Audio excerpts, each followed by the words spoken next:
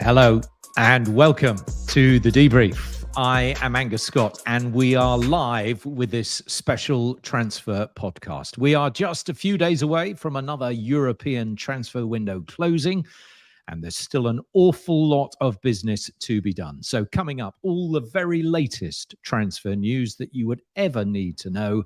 And I will have three titans from the world of football transfers joining me. Firstly, none other than the transfer guru himself, Fabrizio Romano, will be here very shortly. But two standout journalists are already with me on the Debrief. From the US, major newsbreaker Tom Bogert. Hi, Tom. Great to have you on the Debrief. What's going on? Thanks for having me. I feel very lucky to be around, Ben Jacobs and Fabrizio Romano. I thank you for putting me on as a little hangnails of this show. I'm going to get out of the way unless people want to hear about, Nashville SC's incoming transfers. But I think Chelsea and Barcelona might be the bigger news. You can bring us plenty of stuff, Tom. Don't you worry about that. And thankfully, as ever, as you can see, I'm delighted that my sidekick, Ben Jacobs, is here. Ben, this is going to be a busy hour. A busy hour, a live hour. Get your questions in. And hey, Tom, don't put yourself down. You're the man with the best moustache, the best hair, the best shirt, and the best scarves on the show, certainly. Anyway, so I'm really looking forward to this next hour. And Fabrizio is coming as well. Exactly. He is on his way. So over the next hour or so, we want to hear from you. Dozens of you have posted questions already, and we will get through as many of them as we can over the next 60 minutes. Add any more that you want in the comments section below or through our socials. We are discussing not only specific transfers, but also the fact that deadline day is looming and why is this week so damn crazy. Ben, why is it so damn crazy? It's a great question. It's a simple question. It has a complicated answer. You would think over the course of the summer that teams would try and do their business both with conviction, but also strategy to the point where you're not scrambling at the last minute. But we all know that that's not how the window works. And I think the answer to your question is really just because you hit a point in the season where you've started playing games. And in the early part of the window, you plan in advance, and your technical director is often a big part of that, along with your sporting director. Then you have preseason and you assess. Then you start the season. Maybe you get an injury. Luke Shaw, Manchester United, Newcastle, Sven Botman Tottenham at the weekend as well, or you just can't get a target over the line. So you have to work at the very last minute. And this is the most unreliable part of the window because teams change their targets. Maybe a player they thought they could get isn't available. Maybe a side sells someone because they get a replacement in. So it's more of a merry-go-round. And I think sometimes with deals, you have to wait as a tactic until the last minute because that's your most realistic chance of getting them done. Tom, for you, it's a bonkers sort of time of the year. Yeah, I do want to piggyback on what Ben said. I think that your answer was eloquent and it was very thoughtful. I think the other part of it is just human psyche. We love to procrastinate. I've been laughing about this all the time because obviously MLS players are often further down. You know, Jude Bellingham moves in June. And then going down, Noah Buck of the New England Revolution, maybe he would go at some time of this. So we're used to waiting down the food chain. And a lot of it is just procrastination. And like you said, trying to wait out better and better deals. But yeah, the time of the year is pretty crazy. For MLS clubs in particular, the transfer window closed on August 2nd. So it is particularly difficult when these teams that either procrastinate or get further and further down the food chain in that game of musical chairs you talked about, Ben. If a team comes in with a big offer, like Chelsea come in for Georgi Petrovic for New England, the only way they could replace him was on the free agent market. So MLS clubs are in a very difficult position right now because they cannot go out and sign like a proper replacement. They're restricted only to free agents. And Ben, for you, look, there are a few live deals that we can get to. Look, just remember that Fab is on his way. Fabrizio Romano will be here, so keep your questions coming for him. But there are a few live deals that are going on at the moment that you've got your finger on the pulse of. Yeah, let's talk about Mo Salah. I think that's the one that everyone wants a definitive answer to. By the way, Fabrizio's coming, and I think he might be locked away in Angus's basement, wherever he is, and we'll drag him out in about 5 minutes' time. But he's in a back cave. I'm not allowed to tell you where he is. I'm not allowed to tell you. All right, he is the most wanted man in the whole of Europe. So I cannot divulge my secrets. But Fab will be here in 5 minutes. But I want to talk about Mo Salah, and I'm sure Tom's got one or two live deals as well before we bring in Fabrizio. The Liverpool position couldn't be any clearer. Mo Salah is not for sale. And Jurgen Klopp said after that astonishing victory away at Newcastle at the weekend that he thinks the story is over. But every story has a buyer and a seller. Of course, the seller has to be willing to play ball and sit at the table. But what I can tell you is that in the last 48 hours, Al Ittihad have been preparing an offer around 150 million euros. It's 100 million euros guaranteed with 50 million in add-ons. And they mean business. And the reason why Al Ittihad mean business is because even though Salah was seemingly a target in 2024 only, now the Saudi champions would like to move because they want Salah to be part of the Club World Cup in 2023. The other factor in this is that Al Ittihad may not get Salah in 2024 because there'll be other Saudi clubs. Whoever's the champions is one to watch, but Al Hilal have always wanted Salah as well. In fact, there was a 3-man list. It was Messi, 1, they didn't get him. Neymar, 2, they've just signed him. But Salah was the 3rd name on that list. So this is again why Al Ittihad want to move now, because there may not be a possibility for them specifically to get Salah in 2024, even though Saudi deal makers will still work on him in a year's time. So we wait and see if a formal offer is placed at the time we're live. I'm not aware of one. And then will Liverpool simply stick to their position, or will money talk? And for Salah, he has a package equivalent to that earned by Neymar and Cristiano Ronaldo, around 180 million pounds, of which 65 million pounds is the base wage. This is still going to be one to watch between now and the end of the window, just because I sense that Al Ittihad will try, but let's be very clear here. Liverpool's stance is still not for sale. Coming to you, Tom. Look, Petrovic to Chelsea. Give us an insight into that deal and how New England Revolution will replace him. Yeah, so New England, that part's easier. They have already replaced him with Tomas Vaclav. He was most recently with Huddersfield Town. He's a free agent. Again, there wasn't a ton of options unless that they were going to try to convince David De Gea to come. And spoiler alert, that wasn't going to happen with the budget. And I'm sure De Gea isn't very interested in a move to New England. But the deal for Chelsea came together with, look, New England really didn't want to sell.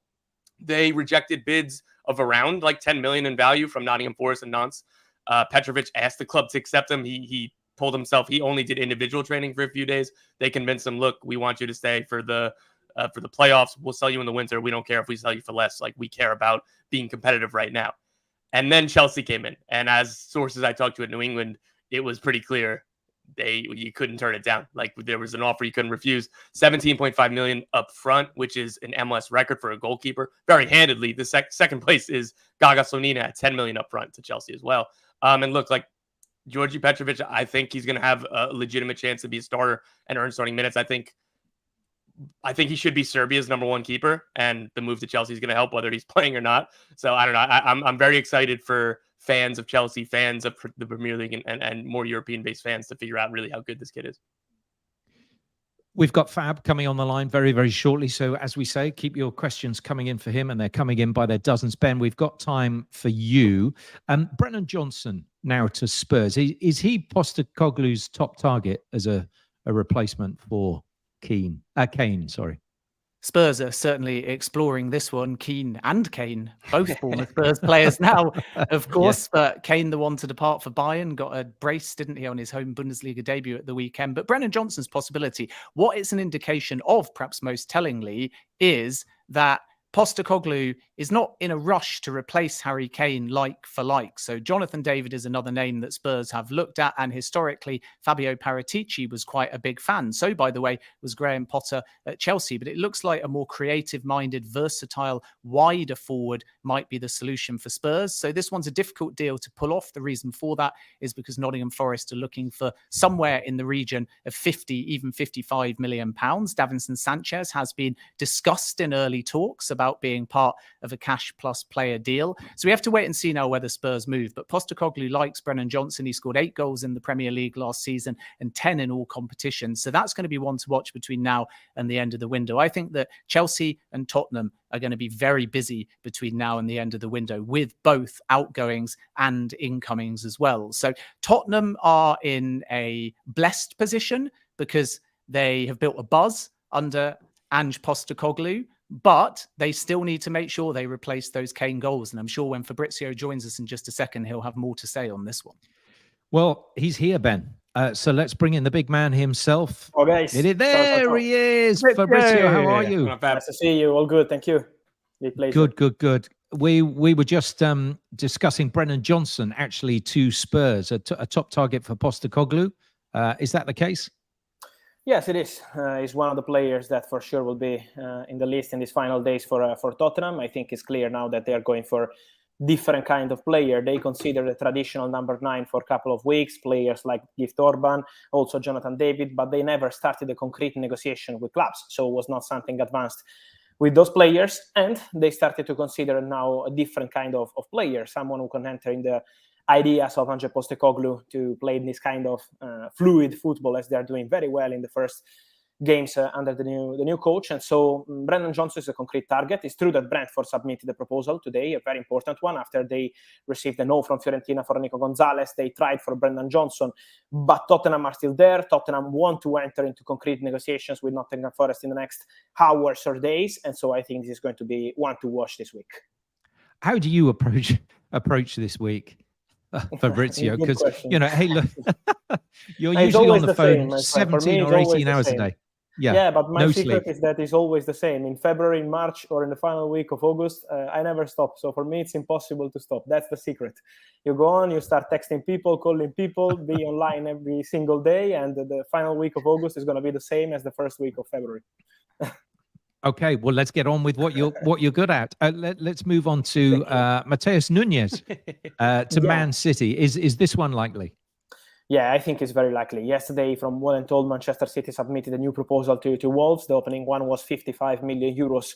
Adults included, and was rejected by Wolves. Now Man City are bidding in excess of 60 million euros. So with some adults also. So I think there is a very good chance to make this deal happen. They have an agreement with the player because Mateus Nunes wants to go to Manchester City, and Man City are very confident. Now, let's wait for Wolves' final answer to this proposal, but Man City believe that this week they can make the deal happen and they can have a new midfielder in Mateus Nunes, who is a player really appreciated by Pep Guardiola.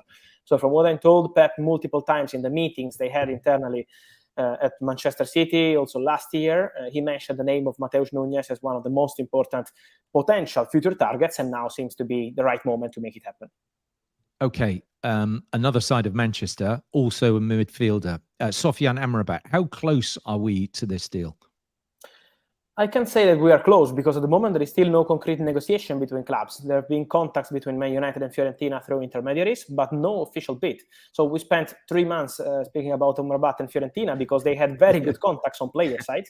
So let's say that on player side, they almost agreed a potential future transfer with Sofiane Amrabat, and he's waiting for Fiorentina since a long time. He was not playing for Fiorentina this weekend because he's basically waiting for for Manchester United to bid and to start contacts with Fiorentina. So looks to be a matter of time to see this bid, but at the moment the bid is not there. So let's see what kind of strategy Man United will have in the final days for the new midfielder. But Amrabat is still waiting. Amrabat is not training with Fiorentina first team because he wants to fight to have his top club move in the final days of the window.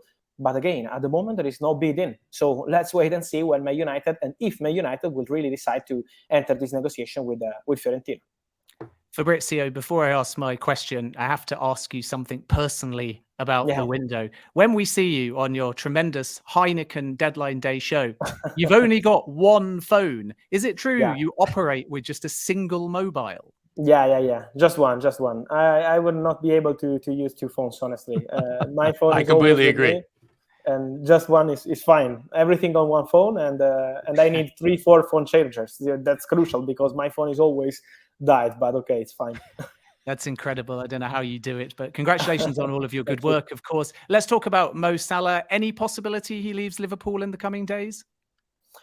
Look, I think it's very difficult. The message I'm getting from Liverpool, Wednesday, Thursday, Friday, always the same in private and also in public with Jurgen Klopp. I think they're being very clear. They don't want to let Mo Salah leave, so I think this is very complicated. It's also true, and we have to mention that Al Ittihad presented a very big proposal. They approached Mo Salah at the beginning of August, but the proposal was not at this level for the player. Now they have almost offered a double of what they offered at the beginning of August to Mo Salah. It's very close to Cristiano Ronaldo's salary. So what they're offering in terms of contract to the player is really insane. And it's also normal for Mo Salah to discuss with Al Ittihad. It's something normal in football when you get this kind of proposals. But we have to respect Liverpool, and Liverpool's position is the player is not for sale. We don't want to negotiate. They keep repeating that in private and in public with Klopp. So I think that's very clear. Honestly, I would be very surprised to see Mo leaving in the final 3-4 days of the transfer window, also because to replace Mo Salah in 3 days is almost mission impossible, I think. And João Felix, Barcelona or Saudi? He will wait for Barcelona till the end of the transfer window. So that's guaranteed. From what I'm told, at least, João Felix wants to work for Barca. He's been very clear in July. My dream is Barcelona. I want to play for Barcelona. And the message is still the same. So João is waiting for them. Then if Barcelona will communicate this week or on deadline day that they can't make it happen for financial reasons or technical reasons, we will see. In that case, João Felix will consider the approaches he received again from Saudi. I say again because he received some approaches from Al Hilal early August. There was no agreement with Atletico Madrid because they were offering a loan and Atletico were not accepting that kind of solution with Al Hilal. So now the only option, I think, is to wait for Barcelona till Friday. If it's not going to happen, I think it would be a possibility for him to consider Saudi options or any other last-minute opportunity. But his priority remains Barcelona. Fab, I know that MLS won't be home for João Felix now or anytime soon, but what's the latest kind of you're hearing on potential big names like, say, Antoine Griezmann or anybody else kind of off the board coming to that MLS clubs have interest in? Yeah, I think it will be interesting as always in the final days, no? Because now it's quiet, it's not something imminent. Also, I saw these rumors about Antoine Griezmann, but the message I'm getting on player side is that he doesn't want to leave Atletico Madrid. We have rumors about MLS, Saudi, Paris Saint-Germain, many different things. But from what I'm hearing, Antoine Griezmann wants to stay at Atletico Madrid. He feels super comfortable there. He feels he made a mistake to leave Atletico Madrid in the past. So I don't think he's going to repeat that anytime soon. So I don't see Griezmann leaving in these final days of the window. And in general, I think for MLS, the final days are going to be crucial to see if there is some opportunity for them. As you know better than me, you're doing an incredible job on that. So I'm sure that you know more names than me, but I think it's going to be something close to the deadline because at the moment, I think all the players, like the big names, are still waiting for a top European move.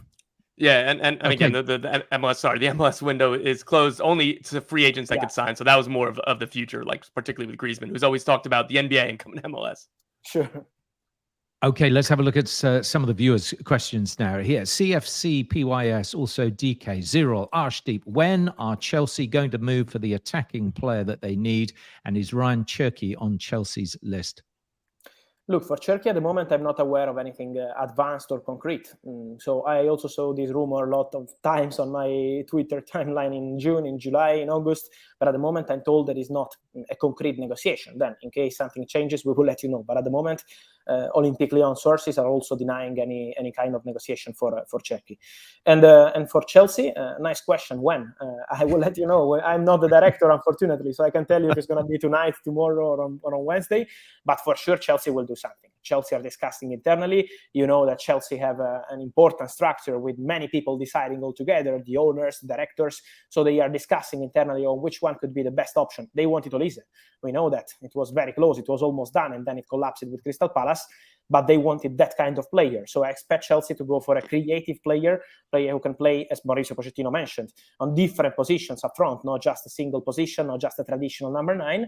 And so they are exploring multiple options, but I think now it's time for the internal discussion, starting from maybe tonight, tomorrow, they can start concrete negotiation to bring in a new offensive player.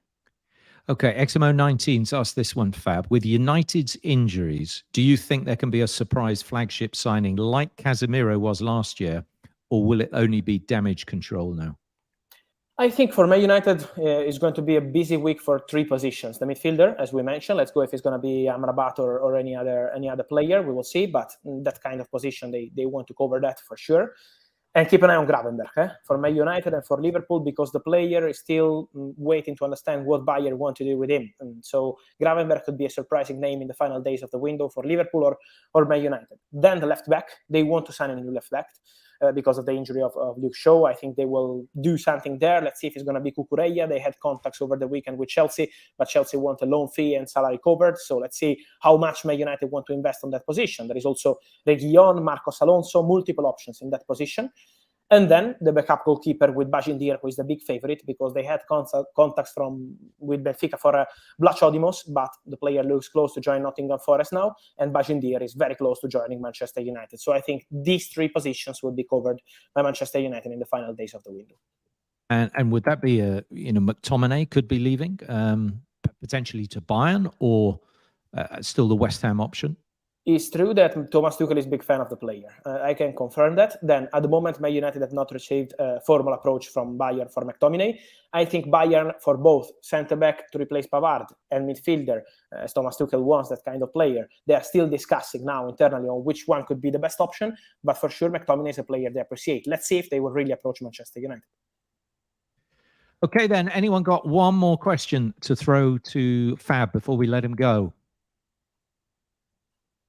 Fabrizio, I'll come in with a final question, which I think Chelsea fans want to know, and so do Roma ones too. How close is Romelu Lukaku's loan move from Stamford Bridge to Italy? Very close. It's very, very close. Roma fans here in Italy are buzzing. They can't wait to see Romelu Lukaku in Roma, and I think it's just a matter of time. Roma want to close the deal today, so the discussions are advancing between Roma and Chelsea. They had contacts also overnight to reach an agreement on loan fee that is going to be around 5 million euros, salary coverage, so the discussion is advancing, and also on player side. So everything is going in the right direction. I think today could be the crucial day to make it happen. Fabrizio, as ever, we really appreciate your time and coming on the debrief. It's been great to hear your thoughts, and we will speak to you again next week, of course. Thank you, guys. Thanks to all of you. Congrats for the huge job, and see you soon. Ciao. See you soon. Ciao. Ciao. I still can't believe he only works with one phone. That's just ridiculous. bearing in mind how many deals there seem to be still to happen this week, and he's trying to do it off. I just wonder if he's got an old Nokia, or if he's actually got an up-to-date phone. You know, what's he using? Ben, do you use multiple phones?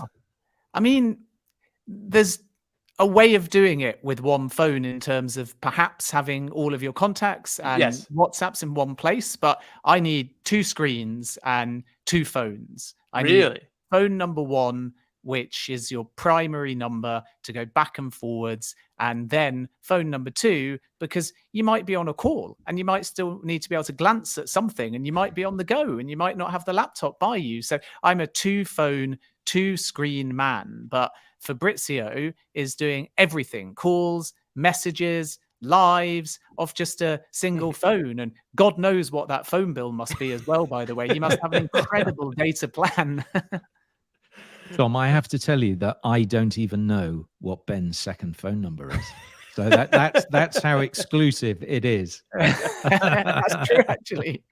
Yeah, I know. He's never given it to me. Maybe Mind you've you, got I the have second never- phone number and you've not got the friends and family one. maybe that's it. You might be right, Ben. Right. Let's move on. I need to know from you, Ben. Look, how busy are Chelsea going to be? Because Fabrizio has hinted that there's still a bit of work to do there. How busy do you think they will be? Well, they and Spurs, as I said earlier, are going to be busy right until the final seconds of the window. For Chelsea, there'll be more outgoings than incomings, but we need to keep an eye on a few positions, particularly that creative-minded attacker. The big question for Chelsea all summer, after the Christopher Nkunku injury, has been whether or not they want a traditional number 9, which would push Amanda Broja further down the pecking order, or more of a versatile, wide attacking forward. And I think the latter is Chelsea's preference, from what I'm told. And also, if we just look at the bid for Michael Olise, which failed, he's since extended his contract at Crystal Palace, we know that they were prepared to trigger that very complicated release clause. And that again tells you that that's the type of player they're looking for. Brennan Johnson was always more likely, and still is, for Spurs than Chelsea. And that's simply because Chelsea are put off by the asking price. They value Brennan Johnson at around 35 million, and Nottingham Forest would be looking for 50 million or more. A lot of people talking about Bradley Barcola, who is intent on joining PSG, but that's not an easy deal to do with Lyon. So we need to wait and see whether Chelsea can muscle in on that one late. And then we have to understand whether or not Chelsea are going to move in any other areas. I think that now they've settled the goalkeeper situation, they'll probably be prioritizing that attack-minded player. And then if anything else emerges on the market, we wait and see whether there's any surprises. But outgoings are going to be interesting. Lukaku, we've already discussed, so I won't go into too much more detail. But as Fabrizio rightly says, that one is looking very likely now to Roma in the next 12 to 24 hours. Trevor Chalobah's an interesting one. He wants to fight for his place at Chelsea, but I don't see too much game time for him. Conor Gallagher, same boat, but more minutes, and that might mean he stays at Chelsea. But just keep a little eye on West Ham. I know that we spoke about West Ham and Scott McTominay, but Gallagher's a more modern midfielder. He can get box to box. He can score goals. He can be more disciplined as well. That one might be a possibility late in the window as well, but Chelsea are comfortable if he ends up staying. And then beyond that, let's see what the rest of the window brings for Chelsea, because there's other names and possibilities out there. They want to be ambitious. They want to maximize the time of the window right until the very last second. So Chelsea are going to be busy, but if you add up from now until the deadline ends, outgoings and incomings, then outgoings are still going to outnumber incomings. So keep an eye on Chelsea, and it's exactly the same for Spurs as well. Tom, for you, what have you made of all the Saudi deals that have happened? And there have been probably more than we've all expected. You know, we thought it might be nominal. There might be a few big names, but not the quantity that have gone to Saudi Arabia. And how much of a threat do you feel that what the Saudis are doing is to MLS? Yeah, absolutely. Look, like MLS clubs cannot come anywhere near the kind of money that the Saudi clubs are offering. So they're a threat in that regard. But like if Saudi wants a player and MLS wants the same player, if that player is only moving for money, there's no argument for MLS, because it won't happen. Like Roberto Firmino, St. Louis City was a team that were interested in him. They realized it was a long shot no matter what, but they thought that's because he was going to go to Inter Milan or Barcelona or something, and he ends up in Saudi Arabia. Look, if Lionel Messi didn't come to MLS, it would be a bit of a crisis, right? Like he turned down like $1.5 billion. Like thankfully that he had made up his mind a while ago that like it was either back to Barcelona or to MLS. Like he didn't have much interest in really going to Saudi Arabia. So if he went, and again, if it was just for money, he would have went to Saudi Arabia. It'd be very difficult because there is no way to compete with that money. And again, with the boost that Messi has given MLS clubs, perhaps MLS clubs will start to go back into that market more because look, like Lorenzo Insigne and Federico Bernardeschi came to MLS and Toronto spent a lot of money on those two players, and it's been nothing short of a disaster so far. Like they've gotten the coach fired, they've been bad on the field, they've argued with each other, they've argued with the interim coach, they've done everything but perform on the field. So MLS clubs had kind of been leaning away from that sort of like type of signing, but Messi has like kind of rejuvenated the possibility of, oh, when you get it right, you really hit a home run. So the Saudi clubs coming in for all of those types of players, it's going to be very difficult. I mean, plenty of American players in Europe, quite a few moving, during the summer. Which ones stand out for you as really good bits of business this year? Christian Pulisic to AC Milan. That was my favorite move. And Yunus Musa, honestly, is a close second. But look, like it's a lot of American fans or U.S. national team fans who would watch Chelsea for Pulisic and really kind of tune in. It was the same thing with the players at Leeds that have now all left. But, you just look at what Pulisic is doing in a couple games with AC Milan, and it's like, why were Chelsea playing him at right wing back? Why didn't previous managers trust him? Was it just because of injuries? Like, I thought the move to AC Milan, like 6 months ago, I kept on getting asked, where do you want him to go? Where should Pulisic go? And I kept saying, I was like, AC Milan would be like kind of the best fit and the best realistic fit. Napoli was like another thought, but like AC Milan was the absolute perfect landing spot for him. And it's gone even better than we could have imagined, again, over a very small sample size of 2 games now. So I'm very curious to see how that kind of evolves and progresses. But like so far, it's been perfect. Ben, let's go back to Arsenal, who actually we haven't touched much on this week. Are you expecting any late movement there? It's going to be interesting, isn't it, with Arsenal? They are prepared to explore the market late in the window if the right opportunity presents itself. We were speaking in the earlier part of the window about Thomas Partey leaving, and he's obviously still at the football club, and that's why Arsenal haven't brought in another midfielder at this point. Kieran Tierney has gone to Real Sociedad. That is a season-long loan with no option to buy, and because Jurrien Timber is injured, and my understanding is won't be back until around late March, that means that there still may be some ability for Arsenal to bring in depth. But Mikel Arteta and Edu are really clear that Arsenal believe that they've got the momentum and the chemistry, even though they wobbled last season, even though they dropped 2 points against 10-man Fulham at the weekend. And as a consequence, there'll be no panic buying from Arsenal's point of view. I mentioned that earlier in the window, falling into that depth category, Arsenal had looked at Timothy Castagne, but he's now very close to joining Fulham. I understand that there'll be a medical today, so that one's off the table. But I don't think it's really fair to say that Arsenal were in the conversation for Castagne, just the kind of profile that they were looking for, and then they didn't move on it, and Fulham did. So let's keep an eye on Arsenal. They also had explored the Mohamed Kudus deal around about a month ago, so that tells you that maybe they were looking for a little bit more as far as an attack-minded player is concerned, but they're not going to buy for the sake of it. And as we saw with the David Raya deal, they also have to be conscious of financial fair play, and that is why that one is a loan with an obligation to buy.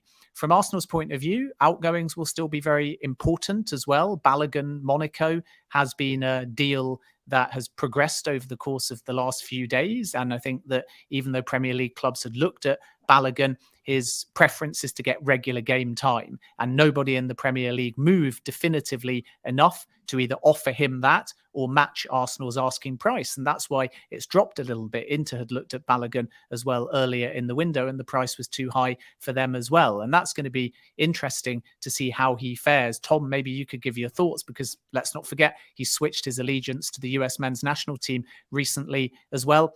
Balogun, Monaco, is that the right kind of move for him?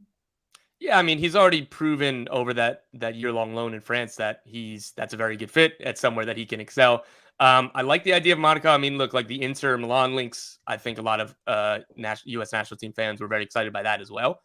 So we were kind of hoping for that, but I think that Monaco would be a really good fit for him. And again, it's going to be somewhere where he's going to be the starting center forward. He's going to play every single game, and I think he's just going to continue to blossom. And look, he's still very young. Like a move to an Inter Milan or back to a club like Arsenal or in the Premier League, like there's plenty of time for that. He really just needs these games and scoring goals. Well, do keep your questions coming in, because in about 10 minutes or so, we're going to get through as many of those as we can. I just want to look back at this window. Ben and Tom, and think, what do you think is perhaps the best move that you've seen so far? I'll start. I'm biased because, as everybody knows, I'm a Leicester fan, and I think James Maddison to Spurs is going to be one of the most inspired moves of the window. If we're talking about best moves, everyone will have different criteria. Some will be looking at box office names. Some will want to reserve their judgment until later in the season. Some will just be looking at the need. So Caicedo, for example, to Chelsea is exactly what they need, and so is Lavia. But I just think looking at what James Maddison brings, the personality, the form, the goals, the assists, especially with Harry Kane leaving, he's the one for me that might prove to be the signing of the summer. Yeah. For Tom, me, you go ahead. Yeah. while we're again, Ben, you led by joking about, everybody knows you're a Leicester fan. I'm a Liverpool fan, so I'm gonna be biased as well. I think the Dominic Szoboszlai transfer was perfect. Like, again, I was a big fan as well as Alexis McAllister, and particularly at the prices that those two moves came at were really good. But for me, Szoboszlai, like, I think that a lot of Liverpool fans are just going to pretend like Steven Gerrard handed him the number 8 kit. We're gonna forget about the Naby Keita era, and we'll just pretend that Szoboszlai was the successor to Steven Gerrard. Yeah, you could be right.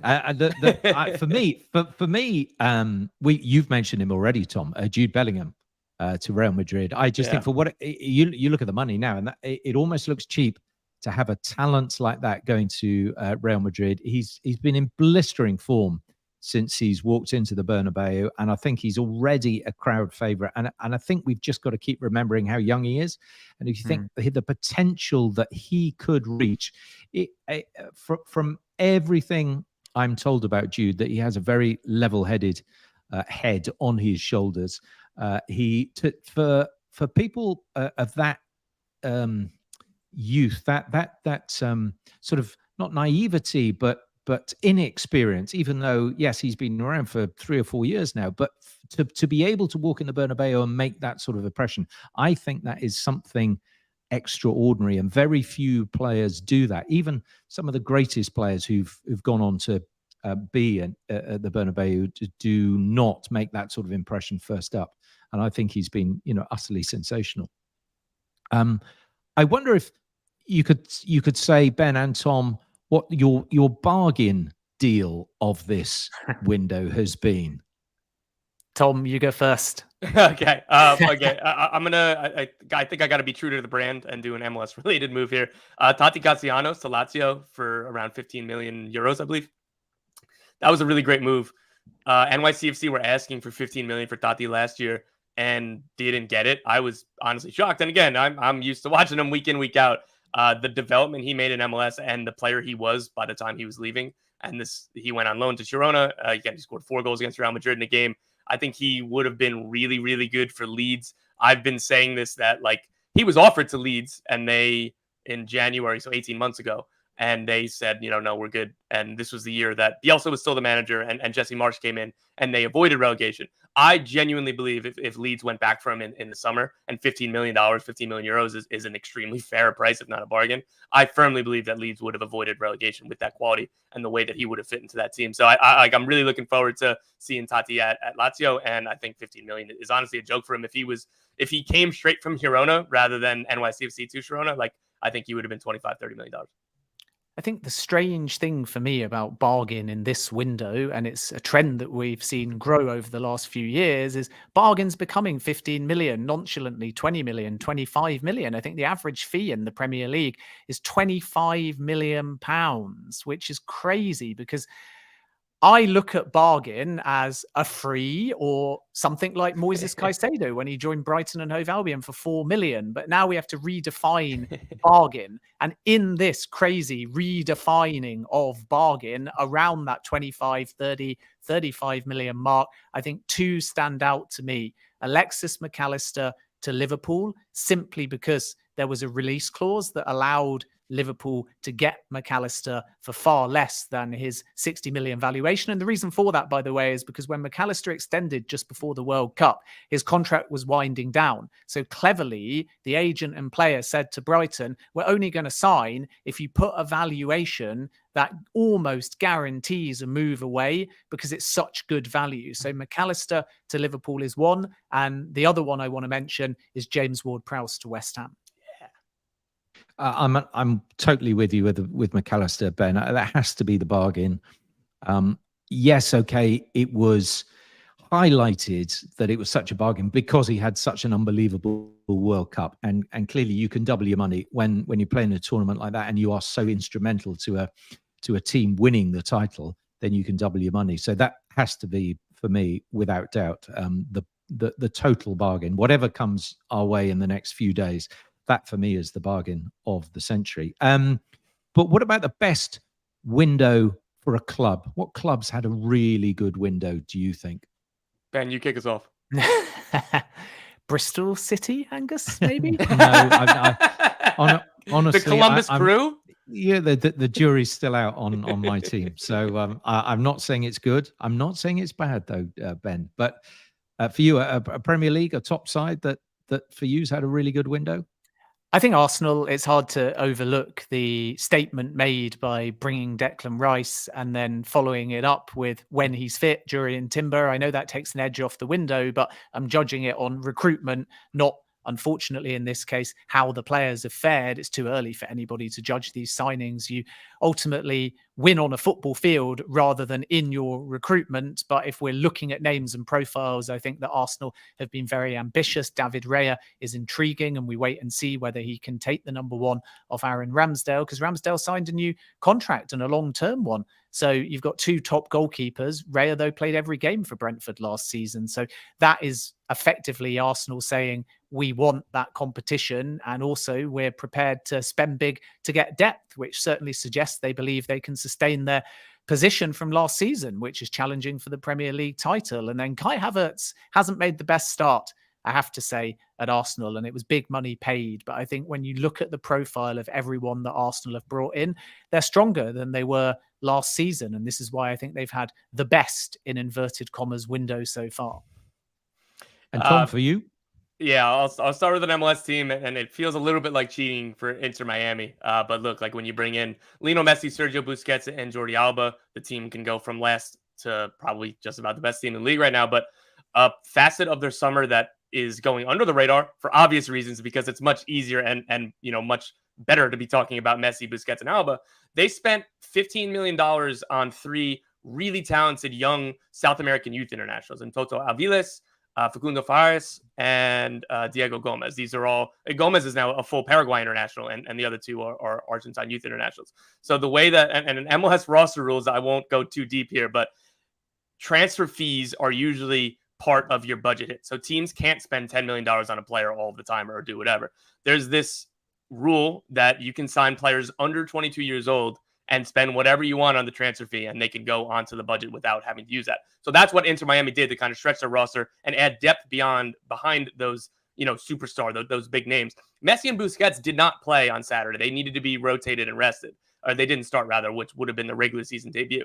The three U22 players did, and those three are awesome. One, Aviles, a center back, the most expensive center back in MLS history, was crucial to a clean sheet. Diego Gomez scored the first goal before Messi came and scored. I'm sure everybody's seen that highlight. It was phenomenal. And Farias was the most dangerous attacker on the field. So Inter Miami, for both the obvious and the not obvious reasons. But then, for people listening that aren't too familiar with MLS, I'll spare you Columbus Crew talk.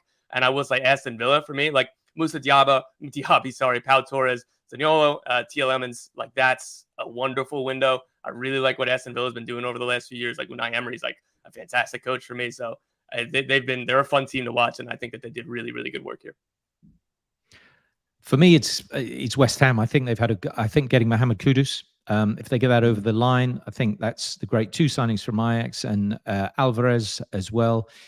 Ben, you've already mentioned James Ward-Prowse. I think that's a really good signing, and Mavropanos at the back as well. I think it's looking good, and I'm not sure it's over. I think there's some good replacements. They've used that 105 million pounds from the Declan Rice sale. I think they've done it really, really well. Throw it the other way, though. Let's name, Ben, a team that's still got work to do. Yeah, there's a few. Obviously, it's not a bad thing. I think when we were discussing this off air, we put it as team with the worst window. And I didn't think that was fair because it's a work in progress, a window. And the most work to do can be positive and negative. And I think Chelsea are probably the team with the most work to do because they need to resolve a series of outgoings to have a manageable squad size. The same can be said for Tottenham as well. But Mauricio Pochettino is clear in a season without European football that he doesn't want 30 or 27. He wants under 25. And that's led to some tough decisions, including, for example, Lewis Hall to Newcastle, even though Hall, the week before he moved, had signed a new 6+1 year deal. Marc Cucurella could still go, although I should point out, despite all of the talk and the interest being genuine from Manchester United, they're looking at multiple options and there has not yet been a formal offer. At least there wasn't as of lunchtime in the UK. We'll wait and see what progresses this afternoon. Lukaku's the one that's dragged out. Chelsea will be disappointed if they loan to Roma with no obligation to buy because a permanent sale was always the number one priority. And then away from the outgoings, and I won't repeat myself, but we touched upon Gallagher, Trevor Chalobah as well. Chelsea still need to find a bit of depth in that final third due to the fact that Amanda Broja is only just coming back from doing his ACL. And on top of that, Christopher Nkunku has picked up a relatively long-term injury as well and won't be back until either towards the end of the year or early 2024. So Chelsea are the team for me that have still got the most work to do. It's not a negative, but it means that Chelsea fans need to wait up at midnight, beyond midnight. Remember, when the window shuts, there's still that extra hour you can ask for. And then there's another hour or so when you can get the paperwork done. So if I was a Chelsea fan on deadline day, I would be saying, join me, stay up with me until at least 1 a.m. to be sure that you know all of your side's business. Not many people get an invite to stay up until 1 a.m. with Ben Jacobs. Not many people accept an invite to stay up until 1 a.m. with Ben Jacobs. For me, I think you've got to look at Everton. I think they're still trying to do a little bit of work now. And I think Sean Dyche is desperate to improve the squad that he's got. Otherwise, it could be another very long season for Everton. And I think Wolves are a concern as well. I think they've got enough good players there. But the fact that the investment isn't there is really hard work, I think, for Gary O'Neill to get a decent squad. And we've talked about Nunez, and if he were to go, then I think there's some really key players that have gone from that squad. And I just wonder how much they can reinforce them with very little money that is coming their way. And that's why we know that Julian Lopetegui left, because he fell out. Well, there was a difference of opinion about how much money was available for him to spend. And at one stage he had something. And I think in the end, anything that Fosun, the Chinese conglomerate that own the club,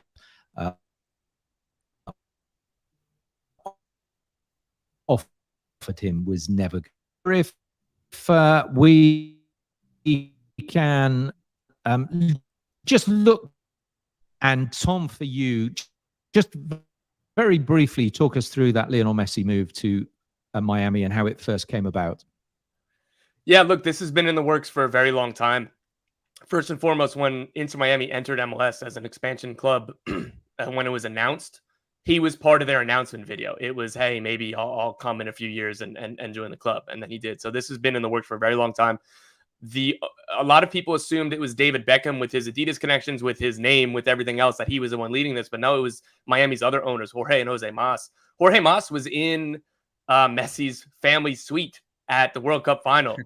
He was going to Paris to meet with them, to speak with them. Like, this deal was very long in advance.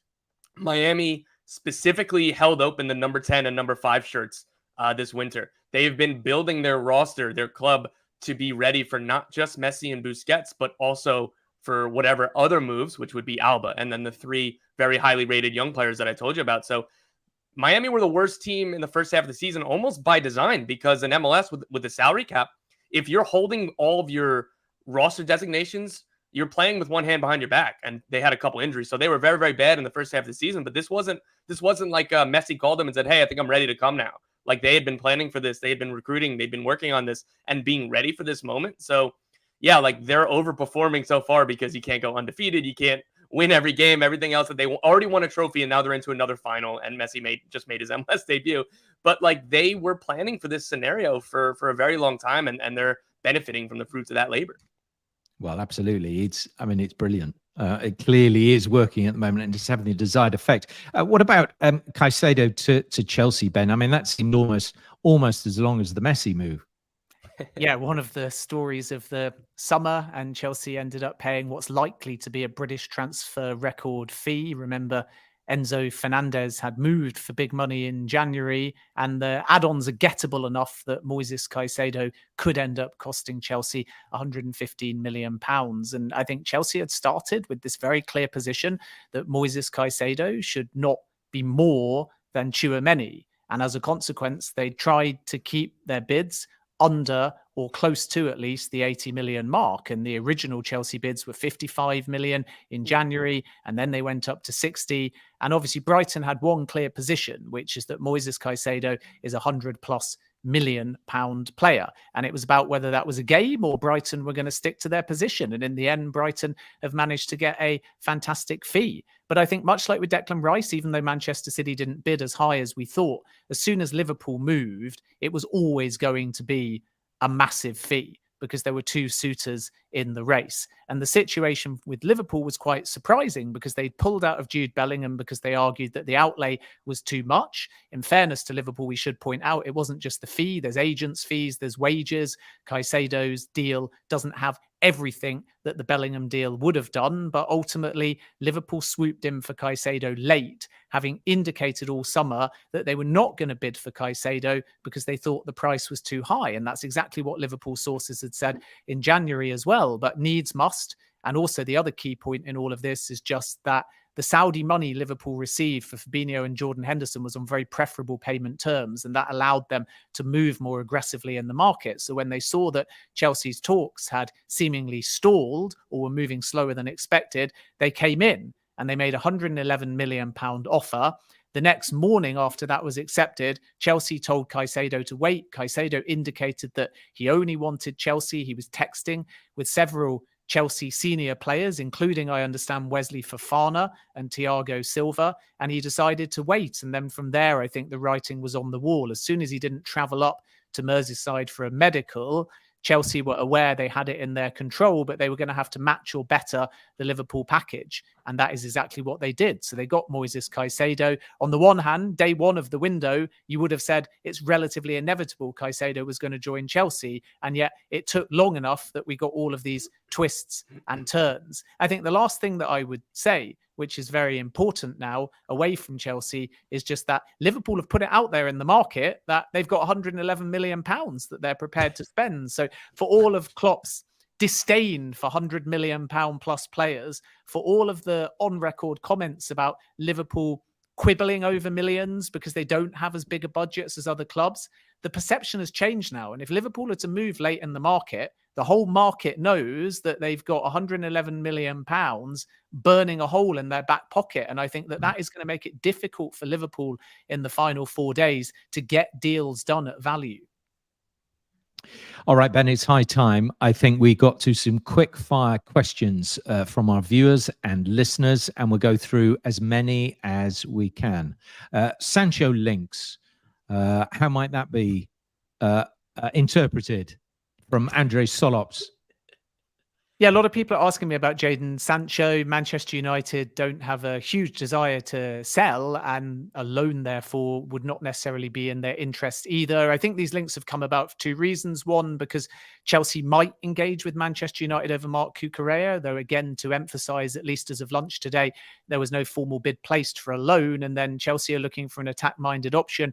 And Joe Shields at Chelsea was the player that spotted Sancho and had brought him to Manchester City in, I believe, 2015. So that's where the links come about. But I suspect that Manchester United are looking for permanent outgoing sales. And I wouldn't say that Sancho is exactly top of that list. And the reason why I believe that is because Spurs had inquired earlier in the window for somewhere in the region of 45 million. And not only had Manchester United wanted about 10 million more, but nothing had progressed because, again, Erik ten Hag is fine if Sancho stays at the football club. So I understand why people would make the links, especially because Chelsea are being quite secretive over their targets. But as things stand at the moment, I'm not aware of anything advanced between Chelsea and Jadon Sancho. Okay, Ben, you said, this is from Bartos Zawada. Ben, you said £160 million Mbappe bid expected in the last days. Yeah, I didn't actually say that. What I said was that 160 Wind back million. the tape. What did you say? How do I sort of backtrack while staying wriggle out of this one. walking like Homer Simpson into that hedge? You know, what I said was that PSG had believed all summer, they still do ultimately believe, that Mbappe had this secret deal to join Real Madrid on a free in 2024. And in joining Real Madrid, he would receive a signing on fee of 160 million euros. Now the situation has changed and PSG believe Mbappe is committed and they're hopeful of getting him to sign a new deal, which will make a lot of these secret deal theories quite redundant. But 160 million euros is the number that PSG have decided is competitive to start entertaining offers for Kylian Mbappe because of that 160 million sign-on fee. So what they're saying is, if Real are to bid, you got to give us the 160 million euros, and then Mbappe wouldn't get his signing on fee. And if he wants the move in the final days of the window,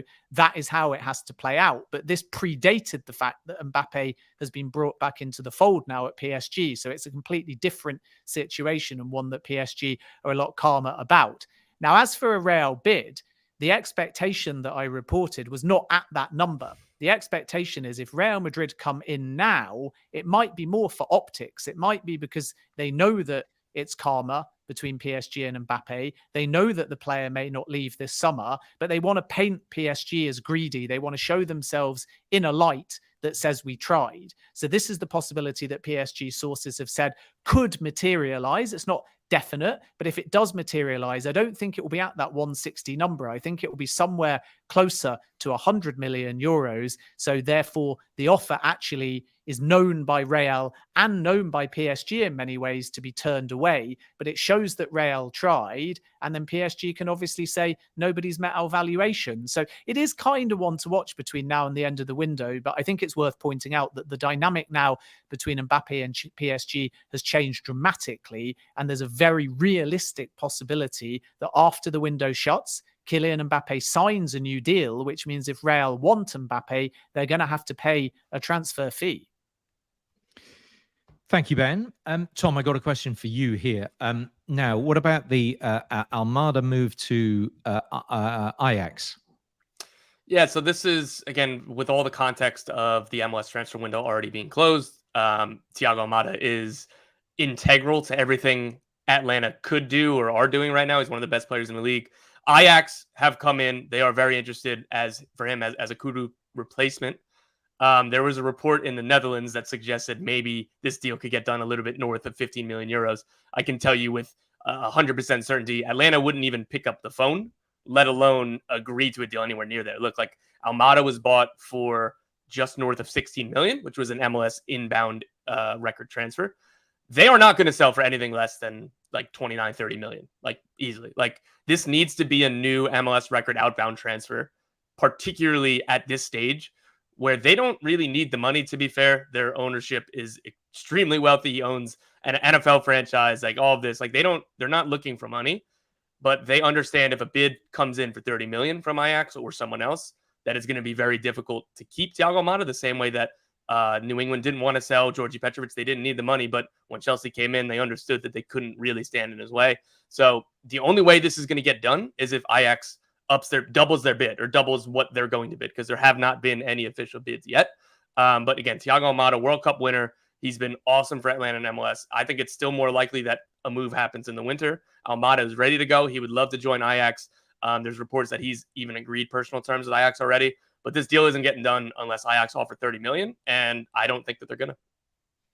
No, but they do have a bit of money in their bank now after a couple of the transfers they've done, most notably Kudus, as we've talked about, to West Ham. Okay, let's get some more questions now. Hung Pham, Gravenbench news. What news have we got? Ben, you chuckle. I love it. Well, exactly. He certainly won't be on the bench if he was to join either Manchester United or Liverpool. Good transition. Birch, indeed, is the name, but Gravenbench was how it was spelt in the question. I think he was doing it as a joke. I think it was on purpose. I like it. So Ryan Gravenberch is a interesting late window story, simply because Liverpool had a historical interest in Gravenberch prior to his move to Bayern Munich. And Bayern Munich signed the player under Julian Nagelsmann, and the two didn't get on. And the main reason for that was because they shared a different football philosophy. And as a consequence, I think Nagelsmann got quite frustrated that Gravenberch lacked a bit of defensive discipline and awareness off the ball. Liverpool see a window of opportunity, and we see links now with Manchester United as well, and both the ones to watch between now and the end of the window. And the reason for that is because Thomas Tuchel has pacified the player to an extent, but he still doesn't feel fully settled, which means that if Bayern give a green light for a sale, then Gravenberch will move. His preference is Liverpool, but he's not against a move to Manchester United. So this one has legs to it, but it is still contingent on Bayern giving that final green light that they're prepared to sell. Otherwise, it will have to be revisited in 2024. Ben, a little one for you here as well. Dylan Lyons asking about Doucouré to Liverpool. Yeah, I've seen quite a lot of links with Cheick Doucouré and Liverpool, but remember, Crystal Palace are in control of things.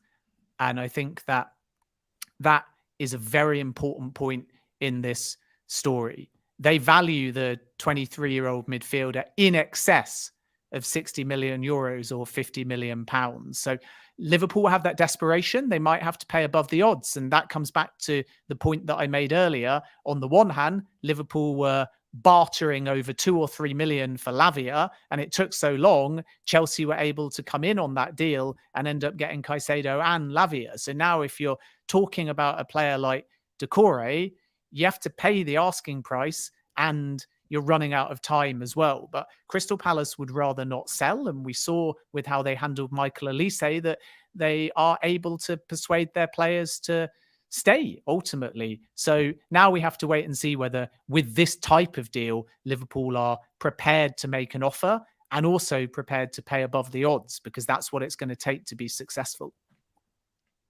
Tom, with your MLS hat on, can you give us some names to watch out for in the next 6 months or so?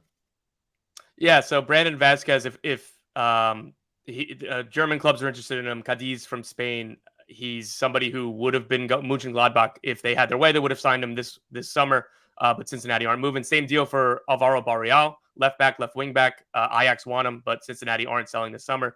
Cade Cowell, Bologna had a couple bids discussed, and there were negotiations. I'd imagine the chances that move happens before the window are very low, but hey, who knows what happens over the next few days. U.S. national team striker Jesus Ferreira. I thought Sevilla were going to come in for him. They ultimately didn't.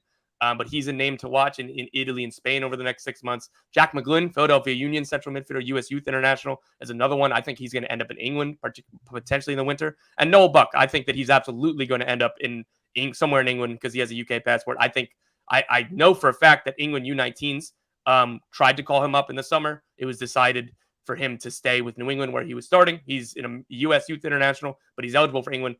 England, I'm almost certain, are going to call him up in September. So that's another name to watch for, again, an American-English dual national. And he's New England Revolution central midfielder.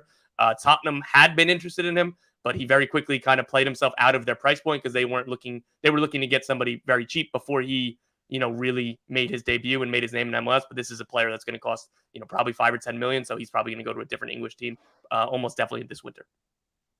Okay, plenty of names to look out for there. Thanks, Tom. Too many. Ben, over to no, because they're all good names, and I'm sure some of them we will definitely see over in the UK, maybe in the Premier League. If you were a betting man, Ben, who's your money on as Chelsea's final signing? Says the Blue Lounge.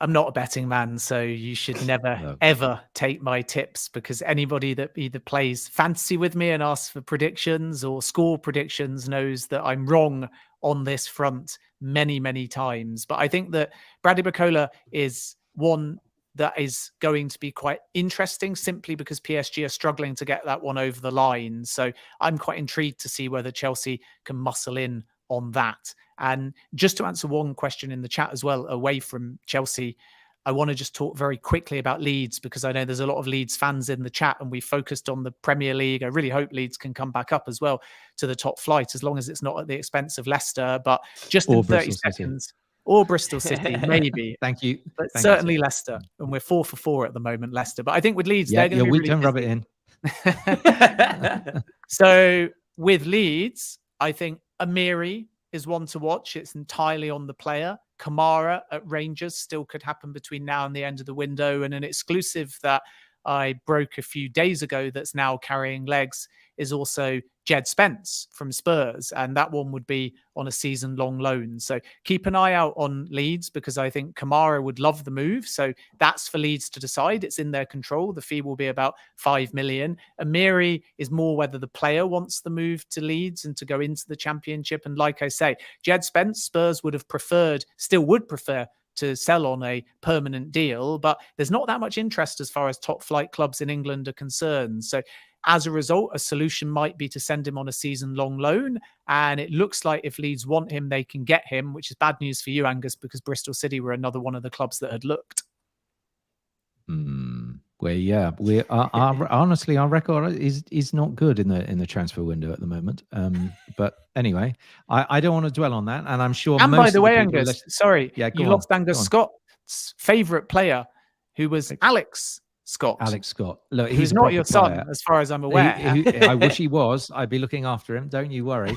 He will be a very good player, and the fact that he's got probably another 2 months before Bournemouth fans will see him. But I think you will see when he does start playing down at the Vitality and elsewhere that he is a quality player. He's very happy to run with the ball and get a foot stuck in. There aren't many players like that who have that natural ability where the ball does stick to him and he's willing to get his foot in and be a little bit nasty at times, which is, I think, is really good. And he's only 20, but we see a lot more of him in the coming years. Right, Arsenal news: Timber replacement, new RW or a forward? Is that a right winger or a forward?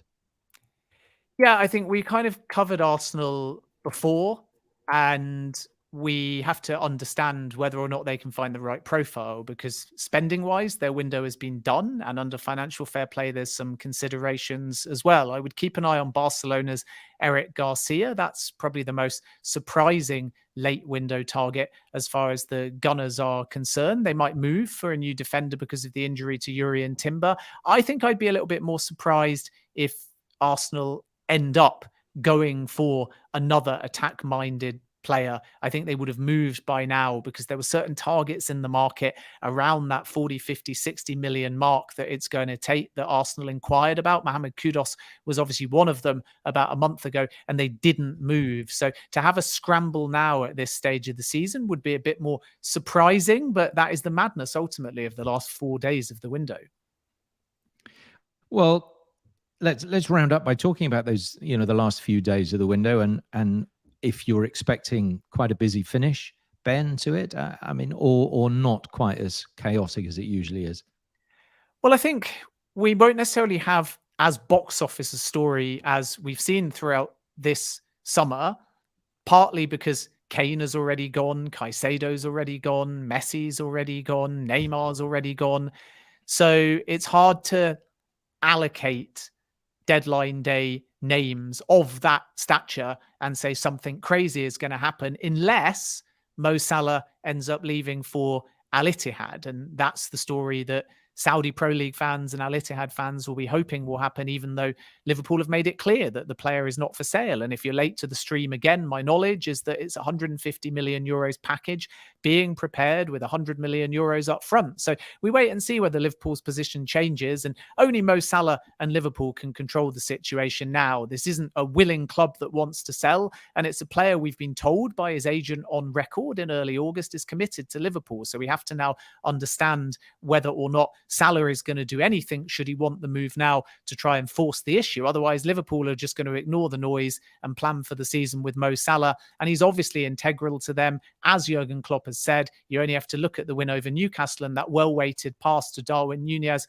for the injury time winner. So Salah more likely to stay at Liverpool. Personally, I'd be surprised if Salah goes, but money can talk. And this is why deadline day is exciting, because Saudi Arabia has until the 7th of September for top flight clubs to move, but they're well aware that if they buy from European clubs, those European clubs will be seeking replacements, especially if they're surprise deals. So this is ultimately why Saudi Arabia will be treating their deadline as the end of the European deadline first. And then if there is still business to be done in the following 7 days in September, they have that chance, but they know that European clubs will not want to sell, knowing that they can't find a replacement. And then I think we have to keep an eye on Kylian Mbappe, whether or not there's news shortly after the window that he's going to sign a new PSG deal, or whether Real do try audaciously and maybe now unexpectedly to make some kind of last-ditch offer. So there'll be stories there to watch for sure. There'll be busy clubs, but my view is that the biggest stories of this window so far have already happened. And you just wonder, Tom, as well on this, how, if at all, this can be sustained. Clearly, there's a special business model that brought Lionel Messi in, and it had to be because it was unaffordable otherwise. Mm-hmm. But the threat now for the MLS from Saudi Arabia is, they could be spending, but we were told, tens of billions of pounds set aside for the, and this is really only, well, we're into the second year of them spending big bucks. So they've still got a few years to carry on forking out for a lot of players, and a huge threat to the MLS.